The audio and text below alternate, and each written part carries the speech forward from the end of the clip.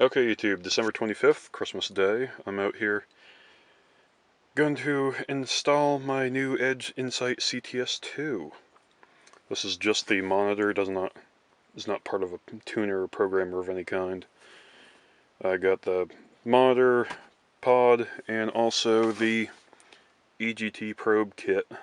The EGT kit was on a special thing where if you bought the monitor, then that came for free. And this piece of plastic here was 50 bucks. Well, you get this piece of plastic and these pieces of plastic and these two pieces of rubber. But I like it a lot better than the rather chintzy looking windshield mount deal that you get that comes with the Insight screen itself.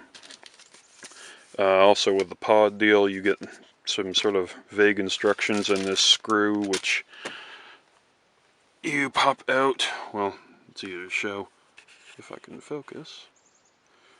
This little panel here, there's one down below here. You pop out and pull that attachment screw out that's holding this whole handhold deal in, and then you stick this screw in there to hold the pod on. And judging from the number of doodads and whiz-bang gizmos, I'm going to assume, because I sort of trial fit it, and these two pieces seem to work with this guy. I'm going to assume that maybe these two are for like the Insight CS, which is not the color touchscreen, just the color screen that has buttons here on the left hand side of the module. But this piece, stick in the hole, then you clip this guy into the corresponding holes on the back side.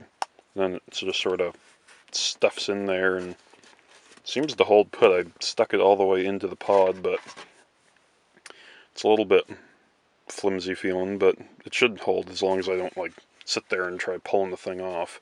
That being said though, once I get this in here, I guess from now on, the summertime and whatnot, I can't leave the truck alone with the windows down, because I can very easily see someone just pulling on that, unplugging it, and off you go. And then calling up Edge and, oh gosh, I need a new connector, couldn't you send me one? And then they've got a nice Insight screen. So one caveat to this mounting system, if you will.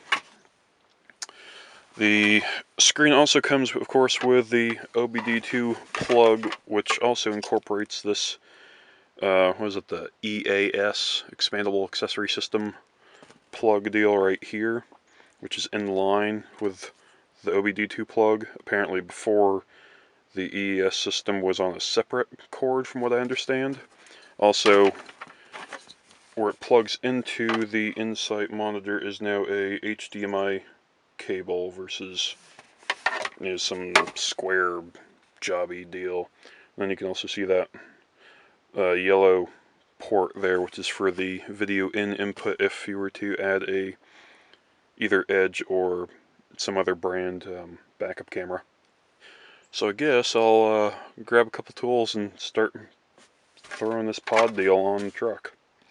Okay, so I'm going to try using this little, I guess like an eyeglass screwdriver. And hopefully it's small enough to get into the slot here and pry this thing off without doing any damage. Yeah, that was hard.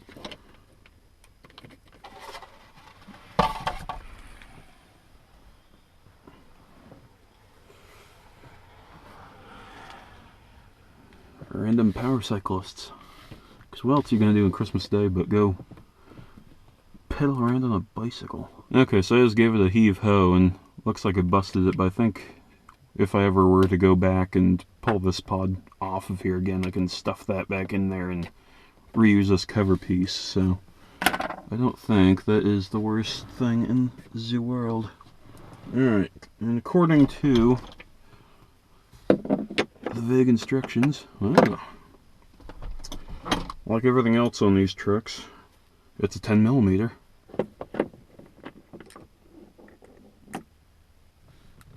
There's that.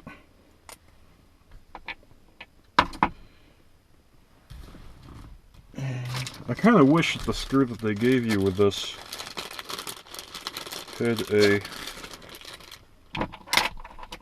head on it, like this guy, versus just being a Phillips head screw, but oh well. So now I've got that off, I have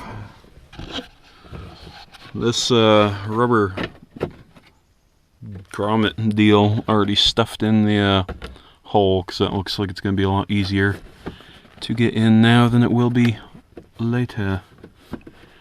So now, according to the instructions, you can peel back the weather stripping here and sort of tuck that in behind, so see about doing that.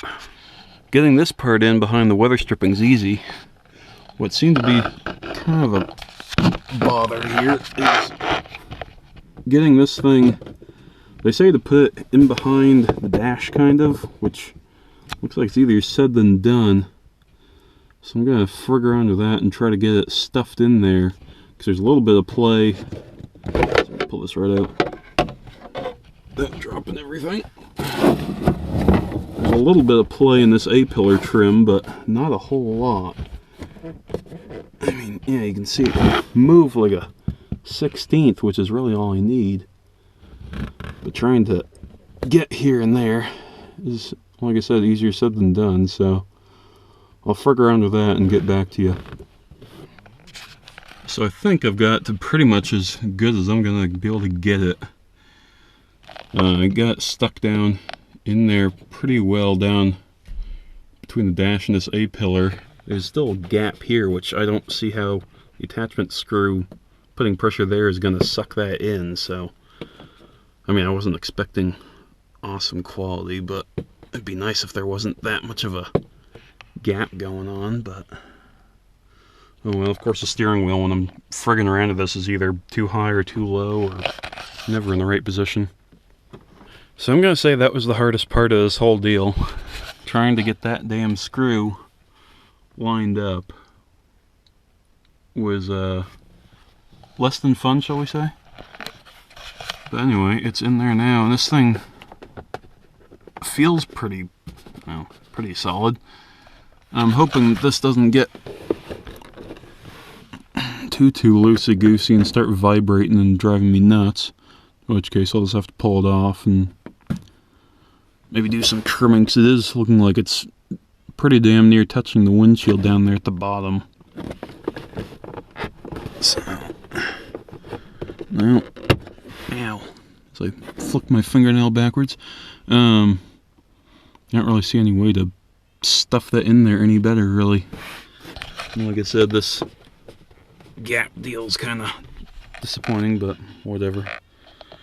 Okay, so I grew a brain and pulled back the door seal right here as I break things off, and I've got the cable stuffed right down in here, and if you pull these pieces back you can slide it right in between. So now we're all in behind things down behind there, which is much more better.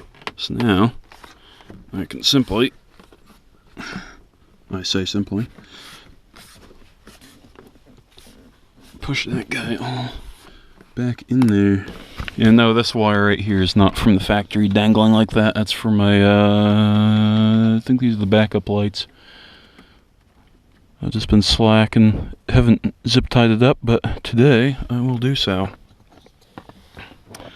So all we gotta do in order to power this bad boy up, plug it right into the OBD2 port, and then we'll just have to secure the rest of this wiring harness up somehow. And this is done. Actually, it's powering on. Right here, when you first get this thing, it tells you some little disclaimer deal saying that, hey, if you look at this and you crash, it's not our fault, basically. I believe it displays that through 4 key cycles, so you have to keep saying yes, you agree. And then you get this screen right here, which has you determine what brand your vehicle is, essentially. I don't know how the rest of it's all pretty self-explanatory. And it goes away because the key is not in, so theoretically when I plug or put the key back in the truck, then it should be good to go. I'm gonna finish wiring that or cabling that wiring up, and then I'll show you guys a little bit of that. Okay, so by the end of it, that's pretty much all you see. I just sort of got that briefly tensioned up. I'll do it a bit better at a later time. But otherwise, she is in there.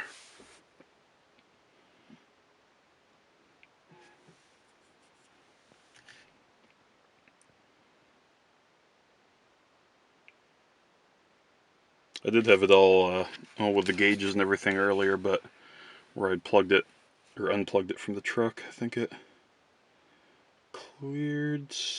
Maybe not. Okay. Loading gauges. There we go. Okay. I've just got it on some parameters for the moment. Just sort of testing out as to what all you can display here. The mileage coach option here apparently is coming soon. So, do I want settings? Not really.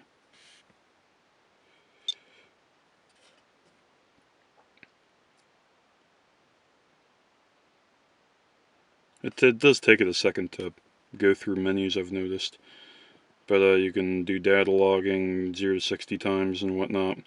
The interesting thing that I've found is, if we go home and say we want, what the hell, I'm displaying transmission temperature at the moment. If we select a new parameter, it does all this stuff, or it can keep track of all this stuff. I mean, where the geometry turbo, where the actuator is and all this crap. The percent of the grade and all this, or, you know, what was it? The torque. I can do run, or horsepower as well at some point. Yeah, horsepower right there. I cannot see, I mean, not that I really need it because the truck monitors it anyway, but I cannot find anywhere where it measures oil pressure or oil temperature, which I find rather odd. I don't know, it seems a bit silly that I can do barometric pressure in PSI, but it can't tell you what the hell the oil pressure is. I wonder, no, I don't want that. What is that? Okay. Let's go back down to trans temp and put it back on that.